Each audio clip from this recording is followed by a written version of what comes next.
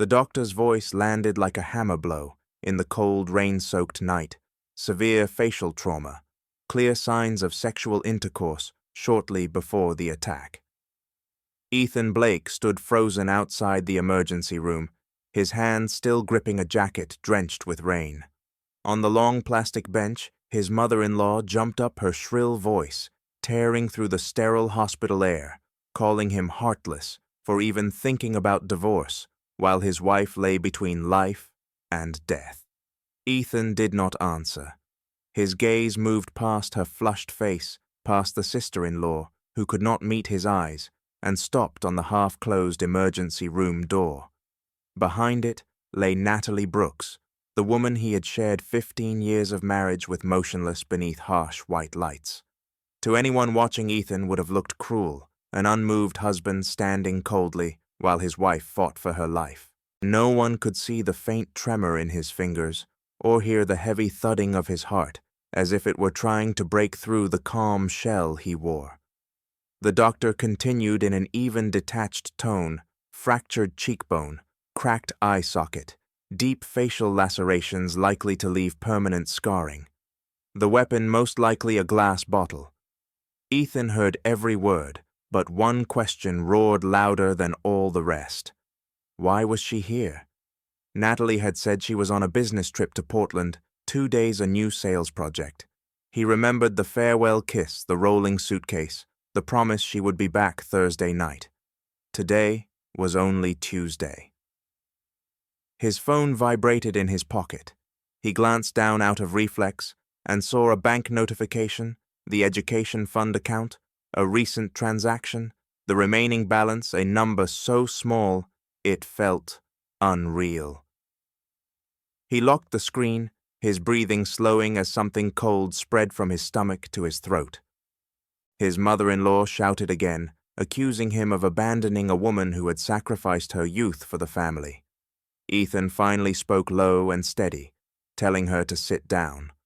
The hallway fell silent. A police officer soon arrived and asked him quietly if he was Natalie Brooks' husband. In a secluded corner, away from accusing eyes, the truth came out.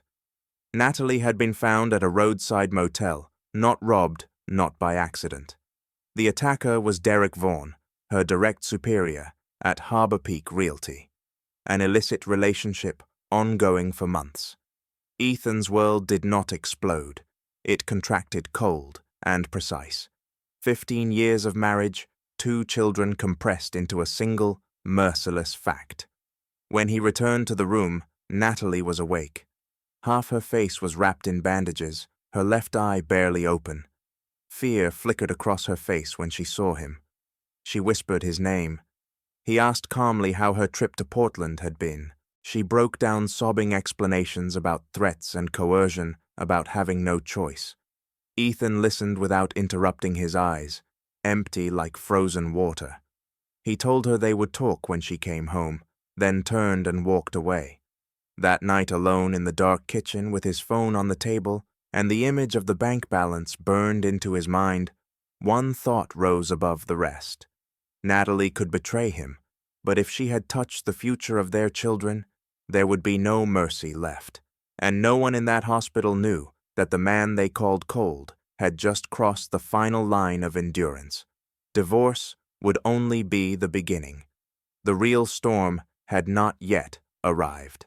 Laughter echoed through the hotel ballroom, bright and elegant, yet to Ethan Blake it sounded like shards of glass scraping against his ears. The annual gala of Harbor Peak Realty took place on a late autumn evening when Seattle was draped in pale gold fallen leaves. Crystal chandeliers reflected onto polished marble floors where evening gowns and tailored suits moved past one another like a silent current of power.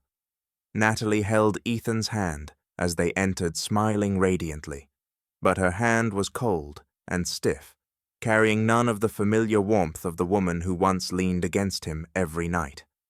Ethan wore a simple dark suit, neither old nor striking, looking like an ordinary husband invited along as an accessory, and that was exactly how everyone saw him. Eyes glanced over him, judged quickly, then moved on. No one asked what he did. No one cared about his world. Natalie, on the other hand, was surrounded by praise, firm handshakes, calculated smiles. Ethan stood beside her listening, as people called her a rising star, the new pillar of the sales division. He smiled politely and stepped half a pace back, yielding the spotlight to her, just as he had done for months. Then Derek Vaughan appeared. He was tall, his hair slicked neatly back, his confident smile, suggesting the room belonged to him.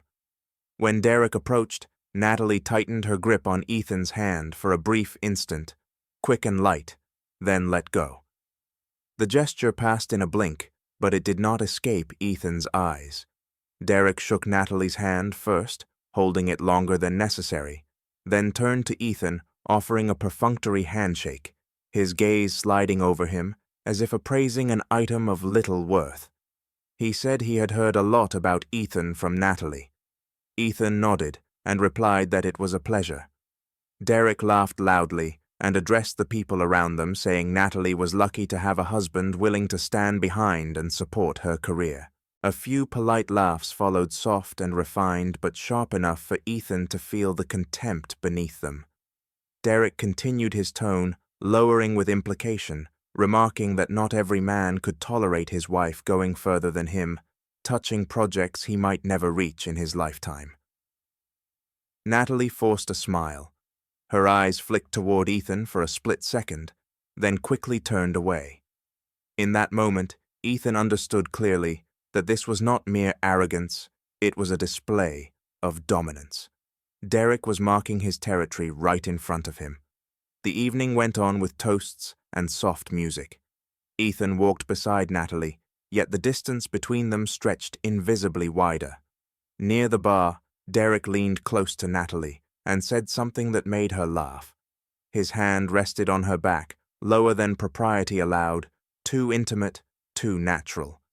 Ethan saw it all, not with explosive anger, as in familiar stories, but with a cold, lucid awareness. He observed. He remembered. In another corner of the ballroom, Ava, Ethan's eldest daughter, stood by the dessert table. She had come along because there was a family area for employees. Through young yet perceptive eyes, she noticed everything. She saw her mother leaning toward that man, saw the look that should not have been there, saw her father standing still, his face calm to an unsettling degree. Ava did not fully understand, but she felt that something was deeply wrong. As the night drew to a close, Ethan stood alone by a large window overlooking the traffic below. Natalie joined him, her voice soft but tense, asking if he was bored. He replied that he was used to it. Natalie fell silent. In that instant, she realized the man before her was no longer the one who constantly asked, who tried to cling to closeness. He was like still water deep and unreadable. As they left, Natalie's phone lit up inside her purse. A message flashed on the lock screen for just a second. "Tonight, I want you to stay." Natalie startled and quickly turned the phone face down, then looked at Ethan and smiled weakly, saying it was just work. Ethan did not ask anything else. He opened the car door for her, took the driver's seat, and started the engine. But in his mind, the pieces were already sliding into place quietly and deliberately. At that moment, no one in that glittering ballroom knew that the man dismissed as an ordinary shadow held far more than they imagined, and no one knew that this elegant night was only the first step toward the collapse waiting ahead. The phone rang in the middle of the night, slicing through the silence of the house like a cold blade. Natalie did not answer, and in that instant, Ethan knew that every lie had finally reached its end. Outside, heavy rain fell, streetlights bleeding across the living room windows. Ethan sat motionless on the sofa, his hands clasped together, an unsettling calm settling over him. There was no explosive jealousy, no shattered screams, only the sharp clarity of a man who had just confirmed what he had known for a long time. Natalie came down the stairs, wrapped in a thin robe her face paling when she saw Ethan still awake. She lied, saying it was a client who needed an urgent contract revision. Her voice trembled slightly, her eyes avoiding his. Ethan nodded as if he believed her. But in his mind, memories lined up neatly, forming a complete and merciless picture. He remembered the late nights, the unfamiliar perfume clinging to her clothes, the sudden weekend conferences, the unexpected business trips. He remembered Derek Vaughn's hand resting on her back at the gala, natural and possessive, as if it belonged there. Ethan asked nothing more. He stood, said he needed to take the children to school early in the morning, and went upstairs. Natalie exhaled in relief, unaware that silence was the most dangerous response of all. The next morning, Ethan drove Ava and Lucas to school, as usual. Ava watched her father through the rearview mirror, worry in her young eyes. She sensed the change, the thin layer of ice covering the man who had always been gentle with her. Ethan smiled to reassure her, told her to study well, and drove away once the school gates closed. The smile vanished. He pulled into an empty parking lot, opened his phone, and called a number he had not used in a long time. After a single ring, a familiar deep voice answered, asking what he needed. Ethan spoke briefly, requesting a full review of every transaction connected to Harbor Peak Realty, especially the projects under Derek Vaughn's control. The voice on the other end paused, then said the report would be ready within 48 hours. While Natalie believed her husband was merely a man left behind, Ethan stepped back into a world he had abandoned years ago. Encrypted emails were reopened. Accounts long thought dormant stirred to life. Ethan Blake, dismissed as the shadow of a successful female executive, was in truth the mind behind multiple major mergers on the East Coast. He had chosen to step away, not out of weakness, but to live a normal life, raise his children, love his wife, and escape the power that had cost him too much in the past. But power once awakened never returns harmlessly to sleep. That afternoon, Natalie received a message from Derek, asking for a private meeting at the office after hours. She hesitated, then agreed. She did not know Ethan had seen the message not by spying, but because she had forgotten to disable synchronization on the tablet at home. Ethan read the words without emotion, noting only the time and place. That evening, when Natalie returned home, Ethan was cooking dinner.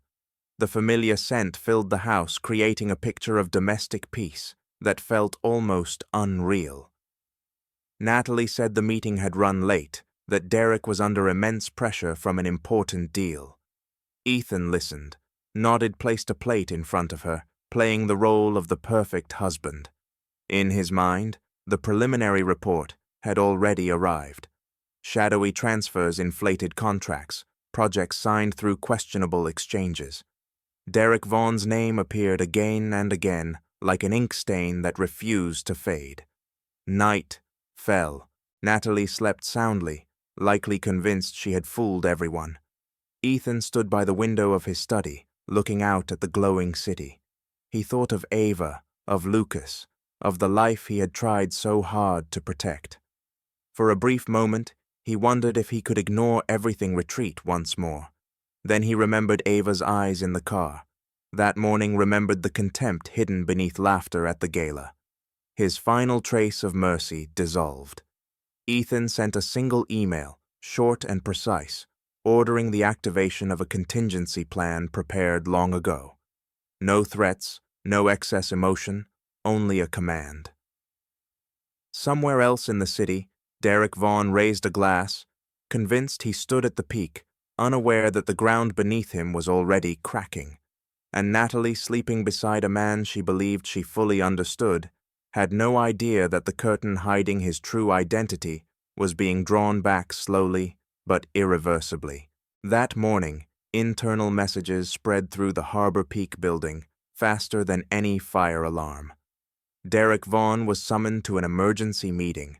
No agenda, no familiar sender, only a brief line ordering him to appear immediately. He stepped into the elevator with his usual confidence, convinced this was just a minor interruption in his rise. He had no idea those doors were carrying him to the edge of collapse. Meanwhile, Ethan sat in his car several blocks away, parked quietly, unseen. He did not need to be present. He never did. Everything he moved happened behind the scenes in silence, where real power operated with precision. His phone vibrated softly. The final report had arrived. Everything was in place. Derek's meeting opened with an unsettling silence. There were no familiar faces, no polite smiles. Only 3 men and 1 woman he had never met before, sitting upright, their expressions cold and unreadable. The man in the center placed a thick folder on the table and slowly slid it toward Derek. No introductions, no greetings. Derek opened the first page, and the confident smile on his face froze. The numbers were no longer vague whispers. They stood there exposed, explained in meticulous detail, through record signatures and trails that could not be denied. Inflated projects, circular transfers, contracts signed late at night in exchange for silence or personal favors. Derek began to speak first with forced laughter, then excuses, then anger. No one reacted. They simply watched him the way one watches a rotting structure waiting to collapse. At the same time, Natalie sat at her desk, her heart racing for no clear reason. She felt something slipping out of her control. Derek had not replied to her messages. His calls went unanswered. A colleague passed by and whispered that the upper floors were in chaos, that external executives had arrived, that Derek's name was being spoken in hushed, fearful tones. Natalie tried to steady herself, telling herself it was just work pressure, but her hand trembled as she lifted her glass of water. Ethan left his car and walked into a small cafe nearby. He ordered a black coffee and sat by the window watching people pass. No one recognized him. No one knew that at this very moment, the career of a man who once stood above them was disintegrating piece by piece. His phone vibrated again. The meeting was over. Derek Vaughan had been suspended immediately, all system access revoked. Authorities had been notified. Ethan closed his eyes for a brief moment. There was no thrill of victory, only a cold relief, like finally setting down a burden carried for too long. That afternoon, Natalie received an email from Human Resources. Short, neutral. Derek Vaughan was no longer an employee of Harbor Peak. All related projects would be reviewed. She read it again and again, a hollow fear spreading through her chest. She thought of promises, secret meetings, hastily deleted messages. A sudden thought sent a chill through her. She thought of Ethan. That evening, when Natalie returned home, Ethan was already in the kitchen. Dinner was prepared as usual. Everything looked painfully normal compared to the storm rising inside her. Natalie asked if he had heard anything from her company. Ethan replied that he did not follow her internal news. His voice was calm, his gaze steady, yet that calm unsettled her more than any interrogation could have. After the children were asleep, Natalie stood in the hallway for a long time outside Ethan's study. She knocked. Ethan turned and looked at her waiting. Natalie opened her mouth, then fell silent. She wanted to ask if he knew something, wanted to find reassurance, but she did not know why she could not speak. Ethan's eyes were deep and still, like a surface of water, hiding something far beneath. That night, Natalie lay with her back to him, unable to sleep. In her mind, scattered fragments began to connect into a terrifying question. Beside her, Ethan stared at the ceiling in the darkness. He knew this was only the beginning. Derek Vaughan had fallen, but the truth had not yet surfaced.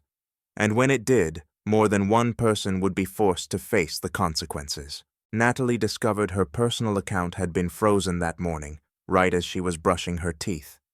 The bank notification appeared cold and brief, offering no explanation, only a single line instructing her to contact the legal department. She stood frozen as toothpaste foam slid into the sink, her heart pounding as if she had just heard an explosion nearby. She called human resources, and no one answered. She messaged colleagues she once trusted and received only evasive replies, polite in a way that felt cruel. Harbor Peak suddenly became foreign. Familiar hallways turned into a maze where every glance slid past her, as if she were a shadow about to disappear. Natalie began to understand that Derek had not fallen alone, and that the price of silence was now coming for her. Ethan took the children to school as usual. Ava asked if something was wrong at her mother's company, because classmates said they had seen the name of a top executive on the local news. Ethan answered gently that adults sometimes have to take responsibility for their choices. Ava nodded, though worry lingered in her eyes. Lucas held his father's hand tighter, as if afraid something might vanish. Ethan squeezed back a small but steady gesture. When he returned home, Ethan opened his computer. The new documents were already organized, as if waiting for him. The expanded report showed Natalie's involvement was not merely passive. Her signature appeared on more documents than she had ever admitted to signing. Not everything was illegal, but enough to raise questions of integrity and honesty. Ethan read slowly and carefully, missing nothing. He was not searching for blind punishment. He was searching for the truth, all of it. Natalie came home earlier than usual. She set down her bag and saw Ethan in the study. Their eyes met, and this time, neither pretended. Natalie said her account had been frozen and that she did not understand what was happening. Her voice trembled, her hands clenched. Ethan listened without interrupting. When she finished, he asked a single question, slow and clear: "What did you sign?" Natalie fell silent. The silence stretched heavy and suffocating. She sank into a chair, covering her face with both hands. She said Derek had asked her to sign that he promised to protect her and keep her from being implicated. She said she was afraid and believed everything would be fine. Ethan looked at the woman he had once trusted completely. There was no explosive anger in his eyes, only a deep sadness and a boundary being drawn. Ethan stood and walked to the window. Outside, the city moved on as if no secrets were being exposed. He said calmly that the truth always finds its way to the light, that he had given Derek a chance to stop, but Derek chose to go further. Natalie asked in a near whisper who he really was. The question hung in the air. Ethan turned back, and for the first time, didn't avoid it. He said he had built things far larger than Harbor Peak, that he walked away from all of it to have a normal family, that his silence was not weakness, but trust. Natalie was stunned as fragments of memory clicked into place. The strange calls he took, the late nights working quietly. She had chosen not to ask, and now the answers arrived in a way she could not escape. Natalie's phone vibrated. An email from the legal department requested her presence to clarify her role in the projects linked to Derek. She looked at Ethan with tear-filled eyes and asked if he could save her. Ethan did not answer immediately. He thought of Ava and Lucas and the values he wanted them to learn. Finally, he said he wouldn't hide the truth, but he would not invent crimes either. Natalie would face what she had done, no more and no less. That night, Natalie sat alone in the living room, dim light casting shadows across her exhausted face. She understood that her world had collapsed, not because of Ethan, but because of the choices she had made herself. Ethan stood in the hallway outside the children's room, listening to their steady breathing as they slept. He knew the road ahead would be harsh, but at least it would be a road illuminated by truth. The summons from the legal department arrived faster than Natalie expected, like a verdict already written, waiting only to be read aloud. That morning, as she stepped out of the house with a pale face, Ethan stood by the door, neither stopping her nor seeing her off. It was only a silent look enough for Natalie to understand that from this moment on, she would have to walk the path she had chosen alone. The meeting room was cold white lights shining straight down on a long, undecorated table. Natalie sat alone, thick folders laid out in front of her, the scent of new paper mixing with fear. The lawyers asked short, precise questions, emotionless. What she had signed, when, under what pressure. Natalie answered at first evasive, then gradually falling into silence. Each signature placed before her became a mirror reflecting her own choices. No one had forced her to betray anyone.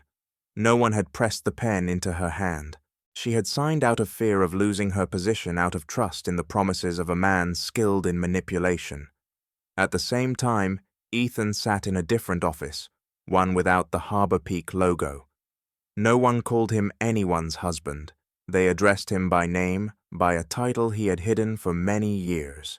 He listened to the next report, his voice steady without rise or fall. Derek Vaughn's misconduct did not stop at internal violations. Signs of unusual money transfers had opened a broader line of investigation. Ethan did not give orders. He only nodded. Once the gears were turning, no extra force was needed. That afternoon, Natalie returned home late. She moved slowly, as if each step weighed more than the last. Ava and Lucas were doing homework at the dining table. Ava looked up, her eyes searching. Natalie forced a weak smile and said she was tired. Lucas nodded and returned to his notebook. Ethan stepped out of the kitchen and asked if the children wanted an early dinner. His voice was painfully normal. Natalie stood there feeling like a stranger in her own home. After dinner, Ethan called Natalie into the study. The door closed, leaving a tense silence behind. Ethan said the investigation would continue, that what involved Derek would not end with a loss of position. Natalie sat down, her shoulders collapsing as if she had finally run out of strength.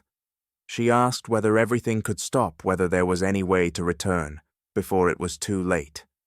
Ethan replied that no one could turn back time, only face it. Natalie began to cry, not with dramatic sobs, but with broken, uneven sounds. She said she did not want to lose her family, that she had deceived herself into believing everything would be fine. Ethan listened, feeling the genuine pain in every word, yet he also saw clearly the line that had been crossed. He said that love was not an excuse to hide betrayal, and fear could not justify signing shadowy agreements. That night, Natalie did not sleep. She sat in the living room staring at family photos on the wall. Each image was a slice of the past, a time when her smile had been real. She realized she had not only lost Ethan's trust, but had also damaged the image she wanted her children to hold of her. In the bedroom, Ethan lay with his back-turned eyes open in the darkness. He thought about the road ahead and the difficult decisions he had not yet spoken aloud. The next day, news began to spread beyond the company. Derek Vaughn's name appeared in business reports, no longer accompanied by praise. Natalie read the articles in silence, her hands trembling. She understood she had stepped into a wave beyond her control. Ethan received a brief call, confirming that authorities would officially step in. He thanked them and ended the call. That evening, Ethan sat with Ava and Lucas and told them a story about honesty. He did not mention their mother or the company. He only said that sometimes adults make mistakes, and what matters is taking responsibility. Ava looked at her father for a long time, then asked if everything would be okay. Ethan hugged her and said that no matter what happened, he would be there. Natalie stood on the staircase, listening to every word, tears falling silently. She understood that no matter the outcome, she would never be the same person again. And Ethan, watching his children sleep peacefully, knew that the hardest part of the story was still ahead. But he would move forward, not with anger, but with truth and responsibility. Natalie realized she was being watched when an unfamiliar car parked across from the house all afternoon. Engine running, no one stepping out. A chill ran down her spine, not from vague fear, but from the understanding that this story had long ago moved beyond the boundaries of family. Ethan knew exactly whose car it was. He did not need to look out the window to guess. The movements around the house, the brief calls, the silent confirmation emails, all told him the process had entered an irreversible stage. He stepped into the backyard, took a long breath, then returned inside, where Ava was coloring and Lucas was fitting together Lego pieces. The children's world was still intact. Ethan would keep it that way, at any cost. That evening, Natalie received another request for documents. There was no neutral tone this time. There was a deadline and a warning of consequences for delay. She held the phone with trembling hands. She thought of Derek, of his cheap reassurances, of how he had turned every fear into something negotiable. She also thought of Ethan, the man who had stood beside her for years, so silent she mistook it for weakness. She was beginning to understand what that silence truly meant. Ethan called Natalie into his study again, not to interrogate her, not to accuse her. He said others would be contacting her soon, that they would want clear answers. Natalie asked who those others were. Ethan replied briefly that they were people who did not tolerate mistakes. The words made her sink into the chair. She asked whether Derek still had any chance. Ethan shook his head, not out of hatred for Derek, but because systems do not forgive those who believe they stand above them. In another part of the city, Derek Vaughn was desperately calling every number he had ever saved. Promises were no longer returned. Relationships that once lifted him now turned away. He slammed his fist on the table, shouting that it was all a conspiracy. But every conspiracy needs a puppeteer, and this time, Derek realized he had never been the one holding the strings. Natalie received a message from Derek late at night. The tone was panicked and disordered. He said things could still be fixed if she helped, that all she needed to do was stay silent a little longer. Natalie stared at the screen for a long time. She did not reply. For the first time in months, she did not choose avoidance. She turned off the phone, set it down on the table, and cried not for Derek, but for herself. The next morning, Ethan drove Ava and Lucas to school early. On the way, Ava asked why her mother looked so sad. Ethan said adults sometimes have to learn how to take responsibility, and that learning is painful. Ava nodded, thought for a moment, then said she still loved her mother, but she did not like it when her mother lied. Ethan tightened his grip on the steering wheel, feeling both pain and relief. Truth, even when harsh, still finds a pure voice through children. When he returned home, Ethan received final confirmation. Official summons had been issued not only for Derek, but Natalie was also required to cooperate fully. Ethan read the message and closed the computer. He felt no victory, only responsibility. Responsibility to his children, responsibility to the truth he had chosen not to hide. That afternoon, Natalie prepared her files. She organized every document, every signature, every email. Each page was a fragment of the person she had become. Ethan stood at the doorway, not interfering. He only told her she should tell the truth, no more, no less. Natalie asked if she did so whether he would still stay. Ethan remained silent. This silence was not avoidance. It was the only honest answer he had. That night, as the house fell quiet, Ethan sat alone in his study, watching the wall clock tick forward.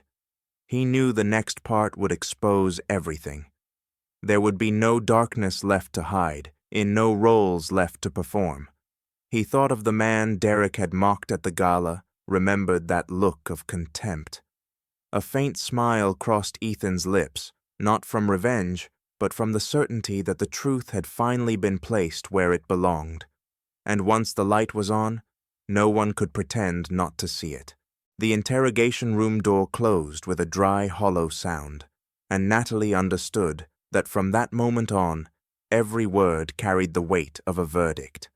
There were no more gray areas to hide, in no roles left to perform.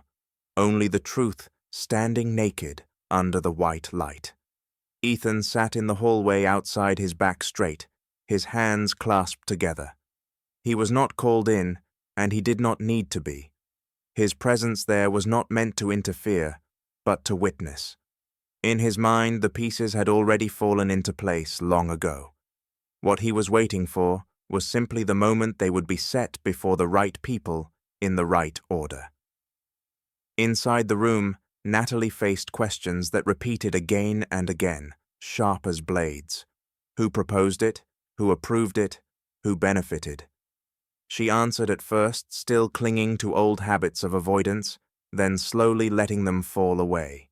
Each time Derek's name was spoken, her voice faltered. She admitted she had signed because she trusted, because she was afraid, because she did not want to lose everything she had. When asked whether she understood the consequences, Natalie remained silent for a long time, then nodded. It was a heavy nod, like a final acceptance. Elsewhere, Derek Vaughan was led into another interrogation room, looking nothing like the man who once walked confidently through gala halls. His shirt was wrinkled, his eyes darted restlessly. He talked too much desperately, trying to twist the story into a series of misunderstandings. But the system did not listen to explanations. It read data, and data had no mercy. Ethan received a short message. The investigation had officially expanded. All related accounts had been frozen. Those who once shielded Derek were beginning to withdraw. Ethan read the words, then looked up at the blank white wall in front of him. He felt no triumph, only a deep quiet, like the silence after a storm finally passes, leaving the ground bare. By late afternoon, Natalie was allowed to return home, not because everything was over, but because everything was just beginning. She stepped into the familiar house, once a refuge, now more like an empty station. Ava and Lucas were in the living room looking up when they saw their mother. Natalie smiled, but the smile fractured. Ava walked over and hugged her.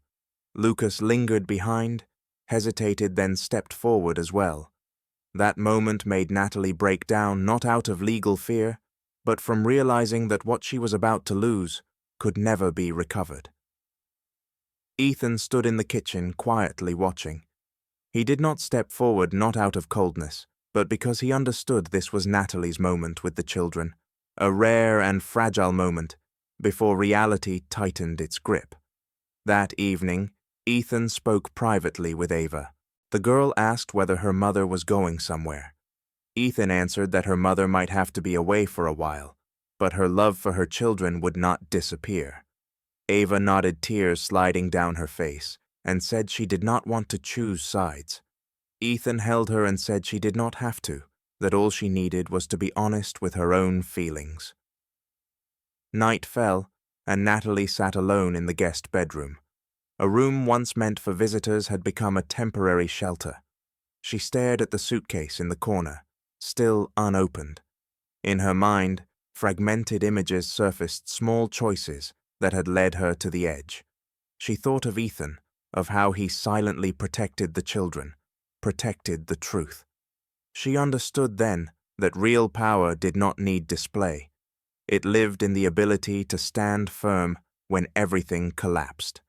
In his study, Ethan opened an old folder, not investigative files, but plans abandoned years ago. He knew a long legal battle lay ahead, but he also knew he was not alone. Those who had underestimated him did so because they only saw the surface, and now, with the light shining directly, they would be forced to see the whole of who he was. At dawn, Ethan stepped out onto the porch. The sky was beginning to lighten. A new day, not gentle, but clear. He thought about the road ahead, the difficult questions to come, the decisions he would have to make. Yet inside him was a rare certainty. The truth was now on the table, and from that moment on, no matter the cost, he would not step back. The first hearing was scheduled earlier than expected, and when Ethan's name was read aloud in the courtroom, Several people looked up with skeptical expressions.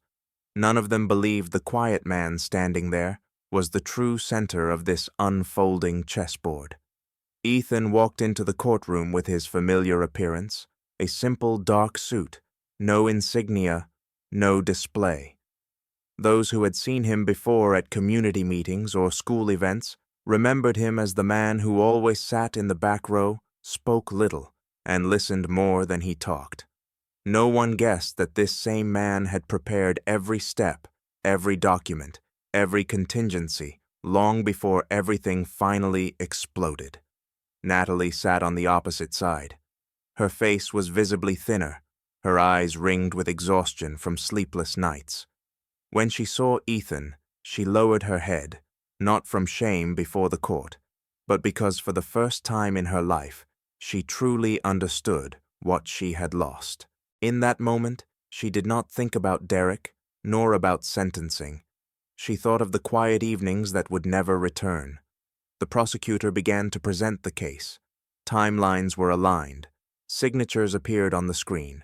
Transactions were dissected with clinical precision. The courtroom fell silent. Each piece of evidence felt like a clean cut, not loud, but exact. When Derek's name was mentioned, a few whispers surfaced and quickly died away. Then Ethan was called as a witness. He walked to the stand, and placed his hand on the oath book. His voice was steady, unshaken. He spoke of his family, of his children's education fund of trust, placed in the wrong hands. There was no attack, no bitterness. That restraint made the room heavier than any outburst of anger could have. When the defense attorney attempted to provoke him with pointed questions, Ethan answered only with facts. He did not need to prove he was a victim. The figures, whether written out in words or projected on the screen, spoke for him. The way people looked at him began to change. He was no longer seen as a betrayed husband, no longer as the weaker party, but as a man who remained standing when everything collapsed. Derek was brought into the courtroom next. He no longer carried arrogance. His eyes avoided contact, his shoulders hunched inward. When he faced Ethan, he opened his mouth as if to speak, then stopped. Some truths require no response, they simply exist. A silent plot twist unfolded when the judge ordered an additional set of documents to be presented. These were files Ethan had submitted separately, detailing other transactions, shell companies, and protected names. The room stirred. The defense was stunned. They had not known Ethan had been quietly cooperating with authorities from the very beginning, not out of revenge, but to protect others who might have become the next victims. Natalie turned to look at Ethan, shock filling her eyes. She had never known he had gone that far. She had believed he was only being dragged into the storm. Now she understood he had been standing at its center, holding it back from spreading further. The hearing paused. Ethan stepped into the hallway, where Ava and Lucas sat with their guardian. When they saw him, they stood. Ava ran forward and hugged her father. Lucas took his hand and squeezed tightly. In that moment, every other gaze disappeared.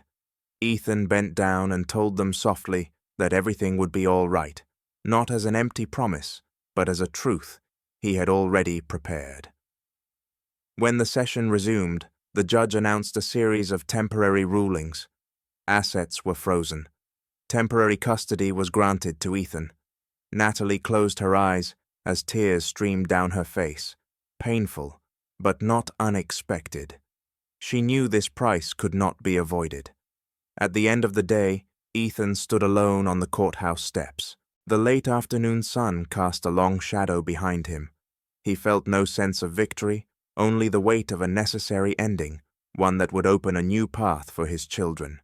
In his mind, a single thought rang clear. True power is not about who wins or loses.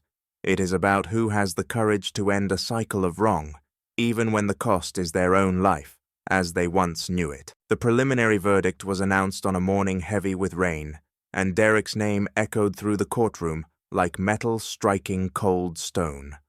No one spoke, and no one needed to. What had just been declared was not only a legal decision, but the end of an illusion that had lasted far too long. Ethan stood silently behind the rows of benches, his gaze not fixed on the judge's seat, but directed straight ahead, where light from the high windows fell in long streaks.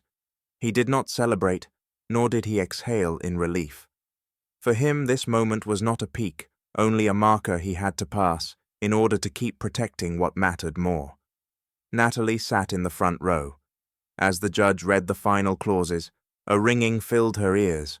The dry legal language washed over her like distant waves. She did not cry. Her tears had been spent long before. What remained was a hollow emptiness, as if the familiar house of her life had suddenly lost its foundation. Derek was led away. There was no trace of arrogance left, no contemptuous glance he once used to measure Ethan. As he passed by, he turned his head, searching for a reaction, some small sign of victory. Ethan did not look at him. That indifference weighed heavier than any insult. Outside the courthouse, reporters gathered, questions poured in. Cameras flashed without pause. Some people recognized Ethan and began to whisper. They connected fragments of information and realized the underestimated man was not merely a witness, but the one who had quietly built the entire framework that left the truth with nowhere to hide. Ethan spoke only one brief sentence, saying he hoped this justice would protect those more vulnerable, especially children, and then he left. He gave no further answers and did not look back. For him, the most important audience was waiting at home. That afternoon, Ethan picked up Ava and Lucas from school. The children immediately sensed something different. Ava asked whether everything was over. Ethan replied that some things were over and some things were just beginning. Lucas held his father's hand tighter than usual. He did not ask questions, he only needed to feel that this grip was still there. That evening, Natalie packed her belongings. Not many things: clothes, a few books, objects that once represented a life she no longer had the right to keep. As she pulled the suitcase toward the door, she stopped. She looked at the house one last time, at the family photo on the wall, where the smiles had once been real. She wanted to say something, to apologize, to explain, but some words only deepen wounds when spoken. Ethan stood on the staircase. They looked at each other without hatred, without accusation, only with the quiet acknowledgement that their shared path had ended. Natalie whispered that she knew she was wrong and would have to live with it every day. Ethan nodded. He did not say she was forgiven, nor did he say she never would be. Some answers do not belong to the present. After Natalie left, the house grew strangely silent. Ava sat on the sofa, hugging a pillow, and asked if her mother would come back. Ethan sat beside her and said her mother would always be her mother, but adults cannot always stay together. Ava nodded, tears sliding down without a sound. She was growing up faster than Ethan had ever wished. Night fell. Ethan sat alone in his study, reopening plans he had prepared, this time not to defend, but to build. A new life, a safe foundation for his children. He knew the road ahead would not be easy. There would be sleepless nights and difficult questions, but he also knew he was no longer standing in the shadow of lies. Outside, the rain had stopped, and the sky was clearing. Ethan looked out the window and felt something more clearly than ever. True strength does not lie in defeating an enemy. It lies in the ability to stand firm after everything collapses and still choose to live by one's own values. The message arrived at midnight, brief and ruthless, and a single line was enough for Ethan to understand that the battle he thought had ended had in fact entered its most dangerous chapter. Derek had not simply fallen. He was dragging others down with him. The next morning, Ethan woke earlier than usual, not from anxiety, but from the instinct of someone accustomed to standing at critical crossroads. He brewed coffee, watched the steam rise slowly, then stepped into his study. New files were already laid out on the desk. No one in the neighborhood knew that this small room was where many hidden networks were quietly dismantled. Meanwhile, Natalie was facing an additional interrogation. There was no crowded courtroom, only a narrow room, dim lighting, and questions that cut straight to the deepest layers of the truth. She was asked about names that had never appeared before, about circular transfers, about deliberate silences. Each answer pulled another thread from an already torn fabric. Natalie realized that what was being judged was not just an act, but a chain of choices stretching across years. At school, Ava was called into the counseling office. The news had spread without the need for media. Children always hear what adults believe they have hidden. Ava sat upright and answered every question with a calmness that stunned the person across from her. She said she was safe, that her father was always there, that she did not need anyone's pity. When she left, she saw a group of classmates whispering. She did not lower her head. She walked straight ahead. Ethan received an updated report around midday. A new name had surfaced, someone once considered untouchable, a figure who had stood behind Derek, providing cover, creating escape routes, and profiting when everything went smoothly. Ethan nodded slightly. It was the plot twist he had anticipated from the beginning. Derek had never been the highest player, only the one left exposed when the lights came on. That afternoon, Ethan was invited to a closed meeting. There was no official invitation, no business cards, only an address and a time. He arrived punctually, wearing his familiar, simple attire. Inside the room, several people looked at him with the same old, appraising eyes. They still believed he was someone swept along by events. They had not yet realized that the current had been guided for a long time. The meeting moved quickly, directly, without detours. Ethan did not threaten. He presented facts. Documents were displayed. Connections became clear. Some people fell silent. Others began to defend themselves. When Ethan stood up and left, no one stopped him. They understood that time was on his side, not because of public authority, but because he had nothing left to hide. That evening, Ethan cooked a simple dinner. Ava and Lucas sat at the table. Lucas talked about a soccer match at school. Ava talked about an essay she was writing about honesty. Ethan listened, feeling a rare sense of peace. He knew the storm had not fully passed, but this family had learned how to stand in the wind. After the children were asleep, Ethan stepped out onto the porch. His phone vibrated again. A message confirmed another arrest. No name, no details, only the knowledge that the gears had begun turning in a direction that could not be reversed. Elsewhere, Natalie sat alone in her temporary room. She thought of Ava, of eyes that no longer held accusation, but no longer sought refuge either.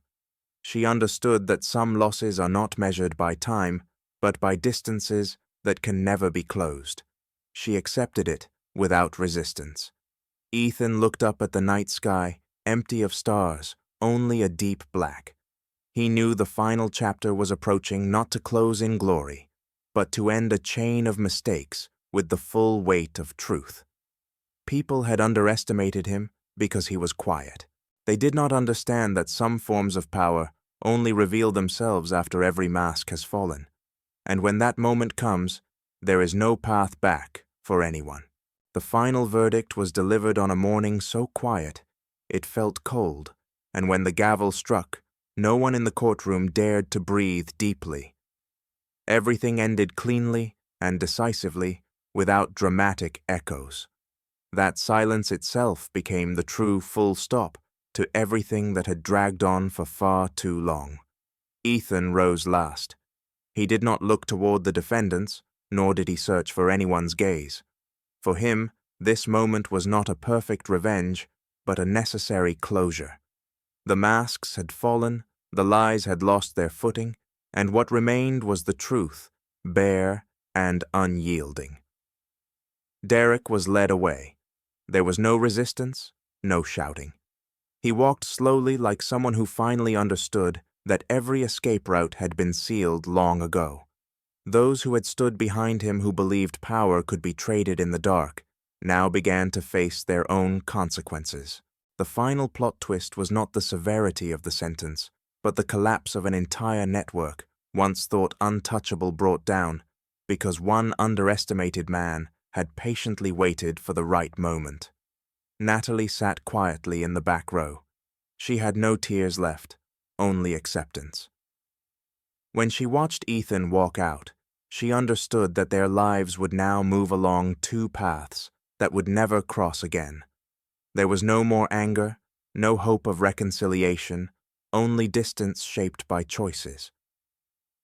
Outside the courthouse, the sunlight felt clearer than in the days before. Ava and Lucas stood beside Ethan. Ava looked up and asked if everything was truly over.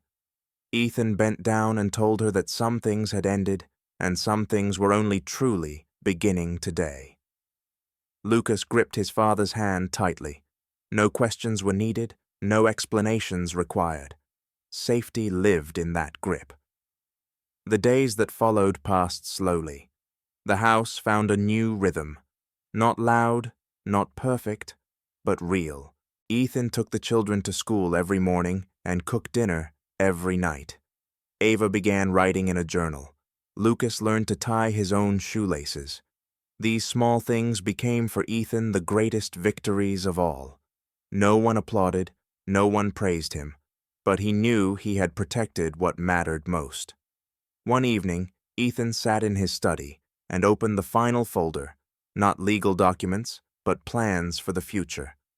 The education fund was rebuilt step by step, not fast, but steady.